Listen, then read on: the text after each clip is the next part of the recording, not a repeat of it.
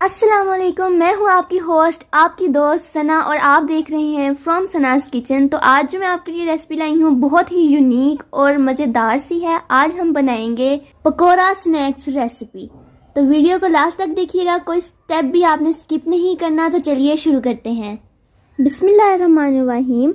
Steiner ले लेंगे। Steiner में 1 कप हम सेमोलिना यानी सूजी ऐड कर देंगे, आधा कप बेसन, 1 कप का तीसरा हिस्सा कॉर्नफ्लोर, 1 चुटकी बेकिंग पाउडर। अब हम इनको स्टेन कर लेंगे। इस तरीके से आपने स्टेन कर लेना है। अब अच्छे से हमने इसको मिक्स कर लेना है।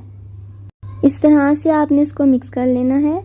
मिक्स करने के बाद यहाँ पर हम 1 कप धनिया ले लेंगे, 1 छोटा टमाटर जिसको मैंने बारीक काट लिया है, 2 सब्ज़ मिर्चें कटी हुई, 1 छोटा प्याज, इसको भी मैंने बारीक काट लिया, 1 सब्ज़ प्याज जिसको हमने बारीक काट लिया है। इससे ये होगा कि टेस्ट बहुत अच्छा बनेगा। इसमें फुल विटामिन्स होते हैं, हमारी सेहत के लिए बहुत अच्छा होता है। 1 आलू जिसको मैंने क्रश कर लिया है, इसका पानी अच्छे से निचोड़ लिया था, कद्दूकश करके शामिल कर देंगे। 1 टेबलस्पून ज़ीरा जो आइस के लिए बेस्ट है, 1 टीस्पून अजवाइन, इससे हाजमा जल्दी होता है और पेट नहीं निकलता। हस्बे ज़रूरत नमक ऐड कर लें। मैंने यहाँ पे 1/2 टेबलस्पून लिया है।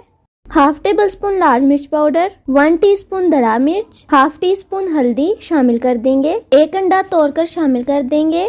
इससे हमारे पकोड़े बहुत क्रंची और क्रिस्पी बनेंगे।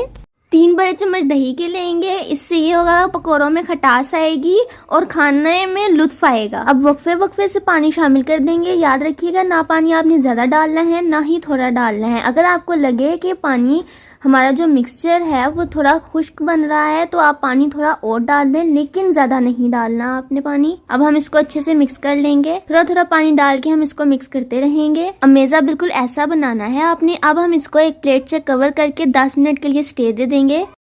स्टे पर रखने के बाद एक तरफ मैंने घी रख दिया था जो हमारा गर्म हो चुका है। अब हम बड़े ही एहतियात से हाथों की मदद से पकोड़े घी में शामिल कर देंगे। इस तरीके से आपने कर देने, बड़ी ही एहतियात से। फ्लेम को आपने मीडियम पर सेट कर लेना है। पकोड़े में सारे शामिल कर चुकी हूँ। अब इनको 3 मिनट के लिए फ्राई कर लेना है मीडियम फ्लेम पर। फ्लेम अगर तेज होगा तो आपके पकोड़े जल जाएंगे, तो आपने इस बात का ख्याल रखना है कि आपका मीडियम फ्लेम हो। अब इस तरीके से हम पकोड़ों को हिला लेंगे ताकि पकोड़ों का कलर, सब पकोड़ों का कलर सेम आए, ना ज्यादा डार्क हो ना लाइट, सेम कलर आए।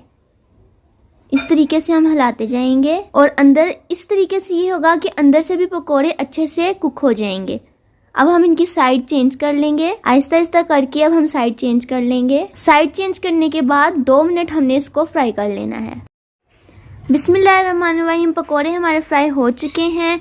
अब हम इनको इस तरह से निकाल लेंगे एक छन्नी की मदद से। मैं इनको मीडियम फ्लेम पर फ्राई कर रही हूँ। व्यूअर्स, आपने इस बात का ख्याल रखना है। अगर आपने हाई फ्लेम पर इनको फ्राई किया तो स्नैक्स अंदर से कच्चे रह जाएंगे और बाहर इनको कलर आ जाएगा, जिससे आपको लगेगा कि पकोड़े पक गए हैं लेकिन वो अंदर से कच्चे होंगे। तो इस बात का आपने ख्याल रखना है। अब हम इसको डिश आउट कर लेंगे। ये देखें कितने अच्छे से हमारे पकोड़े फ्राई हो चुके हैं।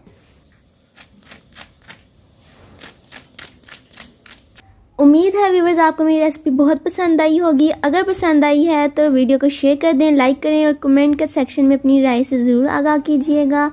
अगर चैनल पर नए हैं तो चैनल को सब्सक्राइब कर दें, बेल आइकन को ऑन कर दें।